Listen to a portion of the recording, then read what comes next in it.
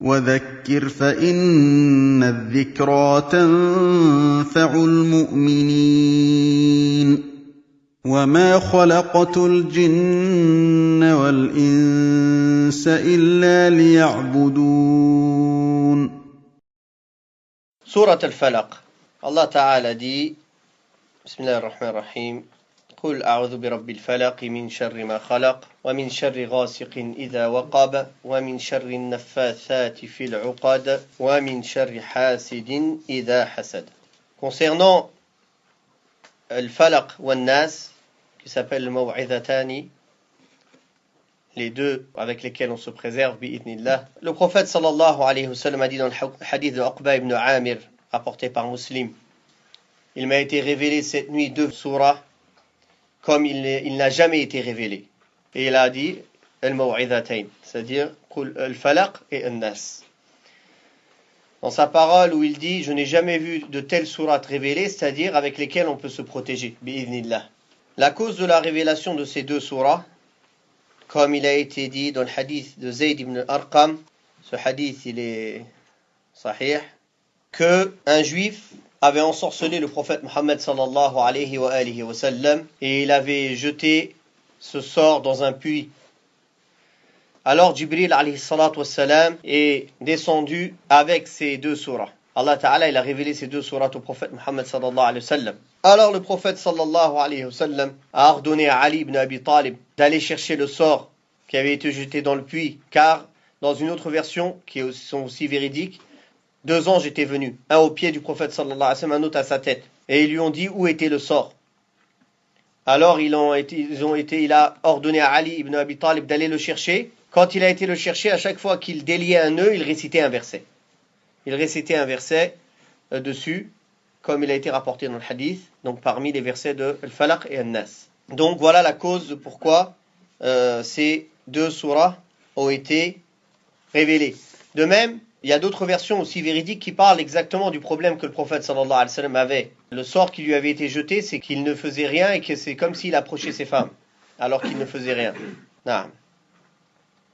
Aussi, dans le hadith sahih rapporté par l'imam Ibn Majah, hadith d'Abu Sa'id al-Khudri, radiyallahu anhu, qui a été authentifié par notre Cheikh al-Albani, rahimahullah, dans Sahih Ibn Majah, Abu Sa'id a dit que le prophète sallallahu alayhi wa sallam avait l'habitude de demander protection à Allah tabaraka wa ta'ala contre le mauvais œil des djinns, contre le mauvais œil des hommes, contre le mal. C'est-à-dire il faisait plusieurs formules de protection contre le mauvais œil et le mal. Mais quand Allah tabaraka wa ta'ala a révélé ces deux surahs, il a délaissé toutes ces formules-là et il s'est attaché à ces deux surahs.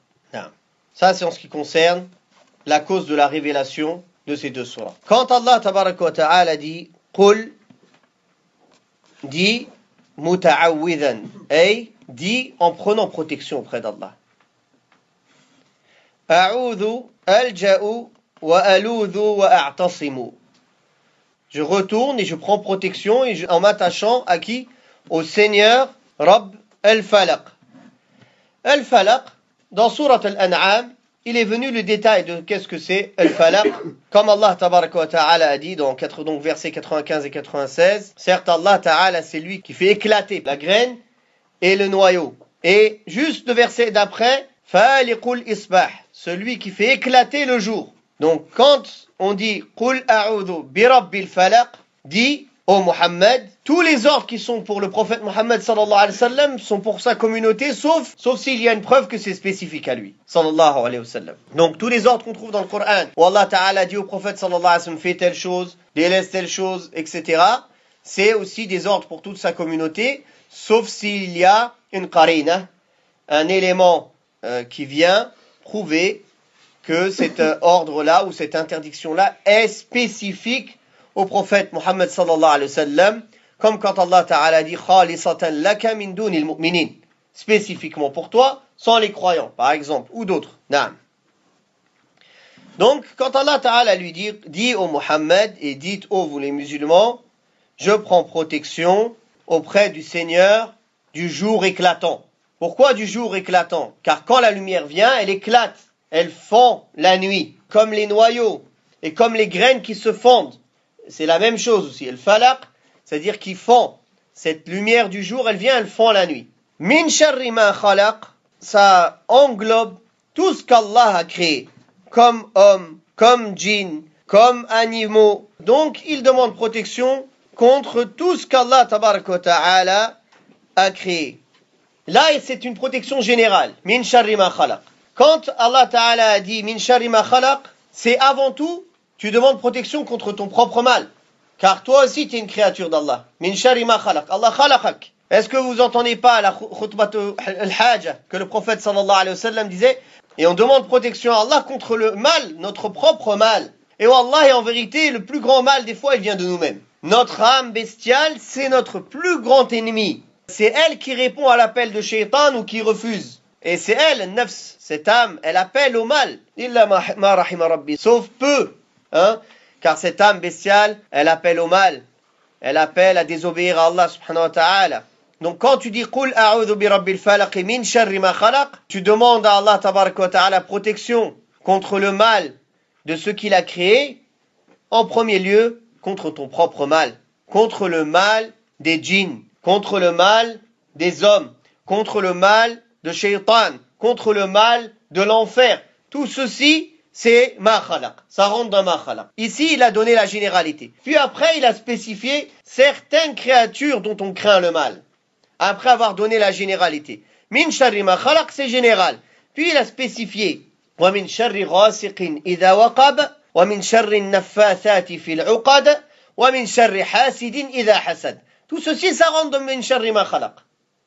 Tout ceci rentre dans le mal de ce qu'Allah a créé. Tout le mal qu'Allah a créé. Et d'ailleurs, nous, Ahl Sunnah wal Jama'a, on sait que le mal, c'est Allah qui l'a créé. Walakin la yunsabu sharru ilayh, ta'adduban. Le mal, on l'attribue pas à Allah subhanahu wa ta'ala. Comme le prophète sallallahu alayhi wa sallam a dit, wa sharru laysa ilayk. Et le mal ne t'appartient pas. Donc, ce n'est pas comme le Mu'tazila. Le Mu'tazila, à cause du mal, ils ont dit les actes des hommes, c'est les hommes qui les ont créés. Pourquoi ils en sont venus à dire ça? Parce qu'ils ont voulu tanzih. Ils ont voulu éloigner le mal, le manquement d'Allah subhanahu wa ta'ala. Éloigner toute caractéristique de manquement et de faiblesse à Allah. Mais ils ont fait ça avec leur raison. Ils n'ont pas fait ça avec le Coran et la Sunna. Et c'est pour ça qu'ils se sont égarés. Ils sont tombés dans quelque chose de plus grave. Ils ont voulu éloigner le mal d'Allah. Ils ont affirmé qu'il y a plusieurs créateurs sur terre et dans l'univers. Ils sont pires que les Majous. Cheikh l'Islam Ibn Taymiyyah a dit Majous hadi al-umma. Les zoroastriens de cette communauté. Parce que le Majous, ils disent qu'il y a deux créateurs à cet univers.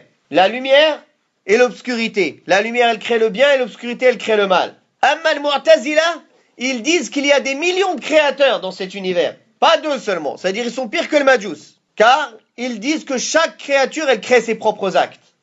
Et qu'Allah, il n'était pas au courant, il ne savait pas ce qu'il allait faire. Tu t'imagines la gravité de ce qu'ils disent? Ils ont voulu en cela nier que Allah ait créé le mal. Non. Ce qui est mal pour nous, dans l'absolu, ce n'est pas mal. Quand on dit le mal, c'est un mal pour nous. C'est un mal pour celui qui le subit. Mais dans l'absolu, ce mal-là, il y a un bien derrière. Il y a une hikmah, il y a une sagesse. Allah Ta'ala, il n'a pas créé sans sagesse. Cette sagesse derrière, c'est quoi? Pour un bien qui est plus grand. Ce bien qui est plus grand, c'est pour nous éprouver. Liyabluwakum ayyukum ahsanu amala. Il a créé la mort et la vie pour nous éprouver, voir lequel d'entre nous est le meilleur en œuvre. Wadih, incha'Allah. Donc, quand il a dit min sharri ma khalaq, du mal de ce qu'il a créé, wa min sharri ghasiqin idha waqab, et du mal de la nuit quand elle vient, quand elle tombe. Pourquoi la nuit? Pourquoi il a dit wa min sharri ghasiqin idha waqab, l'obscurité, la nuit? Parce que c'est le moment où les shayatins, ils se répandent. C'est le moment où les gens qui veulent faire du mal, ils sont en cachette. Donc c'est un moment où il y a plus de mal, où on a plus besoin de demander protection à Allah tabaraka wa ta'ala contre le mal. C'est pour ça le prophète sallallahu alayhi wa sallam a dit de ne pas laisser les enfants dehors à l'heure du coucher du soleil et de ne pas laisser les fenêtres et les portes ouvertes à l'heure du coucher du soleil, attendre que le soleil se couche bien. Après, une fois qu'il s'est bien couché, on peut après les laisser ressortir. Naam. Car c'est le moment, comme on a dit, que les mauvaises âmes, les djinns, les shayatines, ils se répandent. Wa min sharri ghasiqin idha waqab. Donc le mal qui peut venir dans la nuit et qui nous couvre. Ghasiqin, c'est ce qui vient couvrir donc les hommes. Et c'est le moment aussi, on a dit donc que les mauvaises âmes se répandent, les shayatines et aussi les bêtes féroces. Il y a certaines bêtes venimeuses qui se répandent la nuit, qui viennent piquer l'humain ou bien le mordre dans la nuit. Naam. وَمِنْ شَرِّ النَّفَّاثَاتِ فِي الْعُقَدِ et contre le mal de celles qui soufflent sur les nœuds. Ici, al-naffathati, il est venu au pluriel féminin. Et les savants ont divergé sur ce point-là. Est-ce que ici, al-naffathati, c'est les femmes qui soufflent ou c'est les souffles en eux-mêmes? Si ça parle des souffles en eux-mêmes, dans ce cas-là, ça parle de tous ceux qui soufflent, que ce soit un homme ou des femmes. Donc, il ne parle pas des femmes sorcières ici, mais il parle de tous les sorciers, en général. Al-naffathat, c'est-à-dire les souffles des sorciers. واضح؟ أما إذا كان يقصد بالنفاثات les femmes qui soufflent, les sorcières qui soufflent sur les nœuds pour faire des sorts. Pourquoi? Parce que غالبا, car en général, c'est plus répandu chez les femmes. C'est comme ça que les mufassiroun expliquent cela. نعم. Ça veut dire quoi? النفاثات في العقد ينفثن في العقد أو ينفثون في العقد. Ils soufflent sur les nœuds. Qu'est-ce qu'ils soufflent? Des paroles de shirk, des invocations des djinns, des invocations des shayatin pour jeter des sorts à la personne qui est visée. Non, c'est ça, al-naffathati. C'est ce que font les sorciers. Ils disent des paroles d'associationnisme ou de polythéisme. Ils invoquent les grands parmi les djinns, parmi les shayatin. Ils invoquent les morts. Ils disent des paroles spécifiques ou des insultes à Allah ou des insultes au Coran. Des paroles qu'Allah déteste. Car il faut savoir une chose, barakallahu fikum. Les shayatin, les satans, les démons, ils ne travaillent pas avec un sorcier gratuitement. Ils ne sont pas au service du sorcier gratuit. Avant de travailler pour lui, il faut que le sorcier il paye le prix. Quel est le prix? C'est le kufr et le shirk. C'est ça le prix à payer. C'est ce qu'Allah tabaraka wa ta'ala a dit en parlant des deux anges, Harut et Marut. Quand il dit dans Surat al-Baqarah, verset 102, dans le sens des versets, donc Allah ta'ala les a envoyés comme tentation pour les hommes. Mais ils leur ont dit, attention, si on t'enseigne ça, ceci, la sorcellerie, tu vas devenir mécréant. On est une tentation pour toi. De même, un sorcier ne peut être sorcier que quand il donne une reshwa, un pot de vin à Shaitan. Son pot de vin, c'est quoi? C'est le shirk. C'est le kufr. C'est faire des choses où il rabaisse le Coran, la parole d'Allah. Il fait des choses qui déplaisent à Allah subhanahu wa ta'ala. Et plus il fait des actes blâmables et détestables et odieux, et plus il s'approche avec ses actes de shaitan. C'est une manière d'adorer le shaitan. Il y a certains sorciers repentis au Yémen qui disent que le shaitan, quand il passe plusieurs degrés, après les sorciers, qu'est-ce qu'ils font? Ils attrapent des enfants et ils les mangent. C'est une manière, ils font ça en obéissance au shaitan. Et plus ils font des actes odieux de shirk, de kufr, et de turpitude et de saleté, et plus ils sont sales, et plus ils sont proches de shaitan. Tout le contraire des ibad ar-Rahman, des serviteurs du miséricordieux subhanahu wa ta'ala. C'est pour ça que tu trouveras souvent les sorciers, ils sont isolés, ils ont des enfants handicapés, même eux ils ont des handicaps spéciaux, car Allah Ta'ala dit, celui qui s'écarte de mon rappel, celui qui se détourne de mon rappel, il aura une vie misérable, et il sera ressuscité le jour du jugement dernier aveugle. Donc, ces sorciers-là qui soufflent, ceux qui soufflent, c'est quoi? C'est des incantations, des paroles où il y a du shirk. Fil uqad, dans les nœuds. Comment ils font cela? Sous plusieurs manières. Aussi, si vous entendez quelqu'un qui demande votre nom et le nom de votre mère, sachez que c'est un sorcier, ou qu'il va aller voir un sorcier, car c'est comme ça qu'ils reconnaissent où il faut jeter le sort. Est-ce qu'il faut le mettre dans l'eau? Est-ce qu'il faut le mettre dans l'air? Est-ce qu'il faut le mettre dans la terre? Ou est-ce qu'il faut le brûler? Ils font une combinaison avec votre nom et le nom de votre mère, et ils font des calculs avec chaque lettre, elle équivaut à un chiffre. Après ces calculs-là, ils vont vous dire, est-ce que ce nom c'est un nom d'eau, un nom de terre, un nom d'air ou un nom de feu? Et selon ça, la sorcellerie, ils vont la jeter ou dans l'air, l'accrocher à un arbre, ou la mettre sous la terre, ou la mettre dans un puits, ou la brûler. Donc attention, si quelqu'un vous dit ton nom et le nom de ta mère, je vais te faire ruqya, dis-lui barakallahu fik. Ou dis-lui pas barakallahu fik, dis-lui a'udhu billahi minash shaitanir rajim plutôt. Naam. طيب. ومن شر النفاثات في العقد. Donc c'est les sorcières qui soufflent sur les nœuds. Et comme on a vu dans l'histoire du prophète sallallahu alayhi wa sallam, ce sorcier qui avait soufflé sur des nœuds, qu'il avait mis dans le puits. Et d'ailleurs, subhanallah, certains qui avaient fait justement la combinaison du nom du prophète sallallahu alayhi wa sallam et de sa mère, ils avaient dit que c'était un nom d'eau. D'où il l'a mis dans le puits. Même avant, ils utilisaient ces méthodes, subhanallah. وَمِنْ شَرِّ حَاسِدٍ إِذَا حَسَدٍ. Et contre le mal de l'envieux quand il envie. Car l'envieux, son danger, c'est quand il envie. Quand il envie pas, quand il ne t'envie pas, le danger, il n'est pas palpable, tu n'es pas en danger. Mais le danger, c'est quand il t'envie. L'envieux, c'est quoi l'envie? Al-hasad, l'envie, la jalousie, la mauvaise envie, c'est quoi? Il y a deux catégories. Ou une personne qui espère que le bien qui t'a touché, tu le perdes. Il espère que tu perdes ce bien que tu as. Mais il ne fait rien pour cela. Il n'agit pas.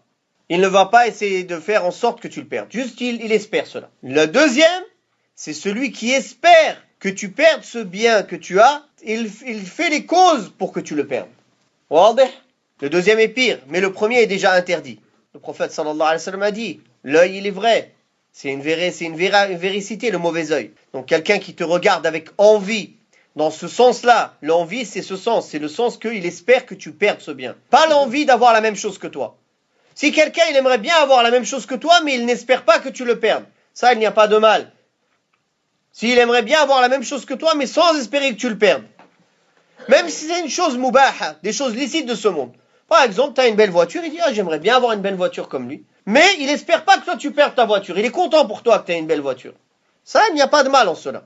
Mais la vraie envie pour laquelle tu es récompensé, c'est comme le prophète sallallahu alayhi wa sallam a dit. Il n'y a nulle envie récompensée, sauf dans deux. Une personne à qui Allah a donné le Coran, avec laquelle il agit la nuit et le jour, c'est-à-dire qu'il prie la nuit avec et il juge entre les gens le jour avec. Et une personne à qui Allah a donné des biens et qui le dépense dans les bonnes voies la nuit et le jour. Donc ça, c'est une envie pour laquelle tu es récompensé. Dans le sens où tu aimerais faire les mêmes actes que cette personne. Tu aimerais toi aussi t'approcher d'Allah comme lui. Mais attention, si tu espères que lui arrête de faire ça, là tu tombes dans la jalousie et l'envie interdite. Si tu espères que lui diminue dans ce bien-là, ça c'est interdit. Par contre, c'est normal que tu espères même faire mieux que lui. Ça c'est la concurrence dans les bonnes œuvres. Par exemple, tu peux espérer, Inch'Allah, je vais apprendre plus que lui et je vais donner fisabilillah plus que lui. Mais jamais avec la jalousie, c'est-à-dire où tu es content quand il fait moins. Tu es heureux quand il fait moins. Et tu espères qu'il fasse moins pour le dépasser. Non, ça c'est interdit. Tu dois l'encourager à faire plus, tu dois être content pour lui, et tu dois même invoquer Allah Ta'ala qui lui permette de faire plus, et en même temps tu demandes que toi tu fasses plus que ça. Car c'est normal qu'on se concurrence dans les bonnes œuvres. Ça, il n'y a pas de mal, Inch'Allah. Naam. C'est important, comme on va voir à la fin, on attend après Surat An-Nas de parler de l'importance de se protéger, etc. De demander protection contre toutes ces choses-là. Car des fois, le mauvais œil aussi du jaloux, ça peut venir justement des gens, ils ont un mauvais œil. C'est des gens jaloux, ils sont mauvais. Dès qu'ils regardent quelqu'un, subhanallah, a'udhu billah, c'est comme s'il lui a jeté une flèche directement. Sallallahu salama wa la'afiyah. Bi'idhnillah, c'est Allah Ta'ala qui a voulu cela, pour l'éprouver lui et pour éprouver ceux qui sont touchés par cela. C'est pour ça que, barakallahu fikum, il faut nettoyer nos cœurs de cette maladie qui est la jalousie. Wallahi, la jalousie, dans le hadith sahih, le prophète sallallahu alayhi wa sallam a dit, la jalousie, c'est celle qui rase, qui enlève. C'est pas haliqat, celle qui rase les cheveux, celle qui enlève les cheveux, mais c'est celle qui enlève le din, la religion. Donc la jalousie, barakallahu fikum, c'est une maladie qui est répandue et qui est dans les cœurs, qui est pire que le cancer, car le cancer, c'est une maladie du corps que tu vas laisser en mourant. Mais la jalousie, c'est une maladie qui peut te faire qui peut faire que tu mérites à cause de cela le châtiment de l'enfer. Donc, c'est une maladie, barakallahu fikum, dont il faut se soigner. Il faut aimer le bien pour ses frères et ses sœurs. Et on espère même le bien pour les kuffars, même si on les déteste pour Allah, mais on espère leur guider. On espère leur guider, comme on espère la guider des mubtadi'a, des innovateurs, mais on les déteste pour Allah, on ne s'assoit pas avec eux pour Allah, on se désavoue d'eux pour Allah, mais on espère leur guider. Il y a une différence entre espérer le bien pour quelqu'un, vouloir pour le bien pour quelqu'un et l'aimer. Aimer et détester, c'est pour Allah, mais on peut quand même espérer le bien, même pour quelqu'un qu'on déteste pour Allah subhanahu wa ta'ala. Et avoir de la miséricorde pour lui, comme le prophète sallallahu alayhi wa sallam avait même pour les animaux. Alors, min babi awla, encore plus pour les êtres humains, quels qu'ils soient. Naam. Barakallahu fikum. Ça, c'est une réponse, cette sourate, à ceux qui renient que la sorcellerie, elle existe. Ceux qui disent, non, la sorcellerie, il y a des nouveaux maintenant, aqlaniyin, comme on les appelle, l'aqlaniyin, les gens qui jurent que par la raison. Ils ont voulu faire une explication du Coran liée à la raison. C'est les nouveaux mu'tazila, modernes. D'accord? Ces Mu'tazila modernes, ils renient la sorcellerie, ils essaient d'expliquer toute chose de l'invisible avec des choses matérielles. Les djinns, c'est l'électricité, je ne sais quoi, ils veulent tous tout expliquer de l'invisible par des choses matérielles. La sorcellerie, ils la renient, ils disent que ça n'existe pas. Massul djinn, pour eux, qu'un djinn il touche l'être humain ou il rentre en lui, pour eux ça n'existe pas. Tout ça, ça a des explications psychologiques pour eux. C'est psychologique, etc. Nous, on ne renie pas. Attention, on ne tombe pas aussi dans d'autres excès. Dès que quelqu'un il y a quelque part qui le gratte, ah, j'ai un djinn. Dès qu'il a mal quelque part, j'ai un sihr. Il n'arrive pas à faire quelque chose, on m'a jeté l'aïn. Ya Rabbi, subhanallah. Mais ils vivent que dans ça, les gens. Pour toutes les 2 secondes, ya Sheikh, iqra alayya. Lis dans l'eau. Ils connaissent que ça, lire dans l'eau. Comme, subhanallah, on dirait que c'est comme, ils cherchent la baraka. Ils viennent chercher la baraka du shirk. Et c'est comme ça que le shirk, il s'installe, barakallahu fikum. Alors, quel intérêt quand Allah Ta'ala dit wa min sharrin nafathati fil uqad? Ça veut dire quoi si ça veut pas dire la sorcellerie? Avec le hadith sahih qui vient prouver que le prophète sallallahu alayhi wa sallam a été ensorcelé de cette manière-là. Alors ceux qui renient la sorcellerie, en vérité, ils renient le Coran. Ils renient le hadith, le sunnah sahiha. Mais la sorcellerie, elle a effet que par la volonté d'Allah. C'est une épreuve qu'Allah a voulu pour ceux qui se font la sorcellerie et pour ceux qui sont touchés. Ceux qui font la sorcellerie, ils vont mériter par la cause de cela l'enfer éternel. Et ceux qui sont touchés, qui s'en reviennent à Allah subhanahu wa ta'ala, alhamdulillah, ils vont gagner bi'idhnillah avec ça le paradis. Il y a combien de personnes, en vérité, le fait d'être ensorcelé, pour eux, c'est un bien. Car tu les vois, ils sont constants dans les adorations. Ils lisent le Coran constamment, ils s'en remettent souvent à Allah. Alors que s'il n'était pas ensorcelé, il était loin du chemin de la religion. Il y a beaucoup de gens que je connais, que c'est la cause de la sorcellerie qu'ils ont été constants dans l'islam. Et qu'ils se sont accrochés à la sunna. Et ils se sont attachés au dhikr, à l'évocation d'Allah. Donc, alhamdulillah, en fait, c'est un bien pour cette personne. Car ça l'a aidé à obéir à Allah subhanahu wa ta'ala. Peut-être sans ça, il n'aurait jamais obéi à Allah subhanahu wa ta'ala autant. Donc, peut-être que vous avez de l'aversion pour une chose, alors que c'est du bien pour vous. Wallahi, le plus important, barakallahu fikum, c'est le din. Quoi qu'il t'arrive, si ta religion n'est pas en manque, ça veut dire que tu es dans le bien. Quoi qu'il t'arrive, si ta religion est en manque, ça veut dire que tu es dans le mal. C'est à ça qu'on reconnaît le bien et le mal. On ne reconnaît pas le bien et le mal aux malheurs qui nous touchent. Les malheurs, ils ont touché même le prophète sallallahu alayhi wa sallam. Le messager d'Allah sallallahu alayhi wa sallam, il a été ensorcelé. Taïb, certains vont dire, mais est-ce que le prophète sallallahu alayhi wa sallam n'était pas préservé, protégé par Allah? Allah Ta'ala lui a dit, Allah te préservera des gens et Allah te protégera des gens. Taïb, hadi al-isma, elle n'est pas globale dans toute chose, cette protection. Cette protection, elle est du fait qu'il soit touché dans sa raison. Elle est du fait qu'il est protégé de l'erreur dans la transmission du message. Elle est du fait qu'il est protégé d'être tué ou d'être blessé au point de ne plus pouvoir transmettre le message. C'est-à-dire qu'il était protégé pour venir faire sa mission. Tout ce qui était lié à sa mission, sallallahu alayhi wa sallam, que ce soit des qualités physiques ou des situations, Allah le protégeait par rapport à cela. Mais en dehors de cela, comme tout homme, il n'était pas protégé de la maladie, d'être blessé. Est-ce qu'il n'a pas été blessé à la bataille de Uhud?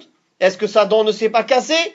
Donc de même, il a été ensorcelé, mais alhamdulillah, ce n'a fait que augmenter sa valeur auprès d'Allah subhanahu wa ta'ala et augmenter sa récompense. Et même il a été empoisonné, sallallahu alayhi wa sallam. Et Ibn al-Qayyim, rahimahullah, dit que la cause de la mort du prophète sallallahu alayhi wa sallam, c'est ce poison qui a redémarré. Ça veut dire qu'Allah, il a voulu donner, en plus de sa grande valeur, la valeur de mourir martyr, sallallahu alayhi wa sallam, car il est mort par la cause du poison, qui a repris effet par la volonté d'Allah subhanahu wa ta'ala. Donc, Allah lui a fait cela pour lui redonner, justement, pour lui donner encore une plus grande valeur dans sa mort, de mourir avec le shahada, le martyr, car il est mort à cause de ce poison, cette femme qui l'avait empoisonné avec cette viande, cette femme juive. Naam. Donc, le prophète sallallahu alayhi wa sallam, oui, il est préservé. Comme tous les prophètes, ils sont préservés. Préservés, premièrement, leur personne est préservée jusqu'à ce qu'ils transmettent le message. Car c'est ça l'objectif pour lequel ils ont été envoyés. Deuxièmement, leur raison est préservée d'être touchés par la folie ou d'être touchés par l'oubli, etc. pour pouvoir justement bien transmettre le message. Leur personne est préservée aussi, Allah Ta'ala les a préservés d'avoir des manquements dans leur moralité et dans leur caractère qui ferait qu'il ne mérite pas cette place et ce message et cette révélation. Et Allah Ta'ala aussi les a préservés de l'erreur dans les décisions religieuses et dans les sentences religieuses. C'est ça l'isma qui est lié aux messagers, alayhim salatu wassalam. Mais ils peuvent, dans des choses matérielles, se tromper, car ça reste des êtres humains. Comme par exemple le prophète sallallahu alayhi wa sallam, qui est dans Sahih, al-Bukhari, et dans d'autres aussi versions, quand il est arrivé à Al-Madina, et que les gens, ils avaient l'habitude, les gens de Médine, ils cultivent quoi? Les dattiers, n'est-ce pas? Et ils avaient l'habitude de rapprocher, ceux qui connaissent les dattiers, ils connaissent ça, les dattiers mâles aux dattiers femelles pour pouvoir avoir encore des dattiers. Talqih, ils appellent ça. Ou ta'bir, ça se dit les deux. Le prophète sallallahu alayhi wa sallam, en passant à côté d'eux, il a dit, je pense pas que ça va changer quelque chose. Une parole dans ce genre-là. Vous le fassiez ou vous le fassiez pas, ça ne changera pas grand-chose. Alors eux, ils ont cru que c'était une sentence religieuse, ils ont délaissé. L'année d'après, ils n'ont pas eu des dates comme prévu, comme d'habitude. Alors ils sont retournés voir le prophète sallallahu alayhi wa sallam, ils lui ont énoncé l'histoire, et le prophète sallallahu alayhi wa sallam leur a dit, je ne suis qu'un être humain, et je peux me tromper. Si je vous ordonne une chose de votre religion, prenez-le. Il a bien montré que ça, c'était une chose parmi les choses de la vie, c'était pas une révélation, ce n'était pas un ordre religieux, et il a pu justement se tromper sur cela. Mais tout ce qui est d'ordre divin, tout ce qu'il y a des ordres du prophète sallallahu alayhi wa sallam, même dans les choses de la vie de tous les jours, mais on comprend de là que c'est un ordre ou une interdiction, alors on est obligé de le pratiquer, on sait que ça vient de la révélation d'Allah subhanahu wa ta'ala. Pourquoi on a parlé de ça? La cause de la révélation de ce verset, que le prophète sallallahu alayhi wa sallam a été touché par la sorcellerie, ça ce n'est pas contradictoire au fait qu'il est préservé par Allah subhanahu wa ta'ala. وَقُلْ رَبِّ زِدْنِي عِلْمًا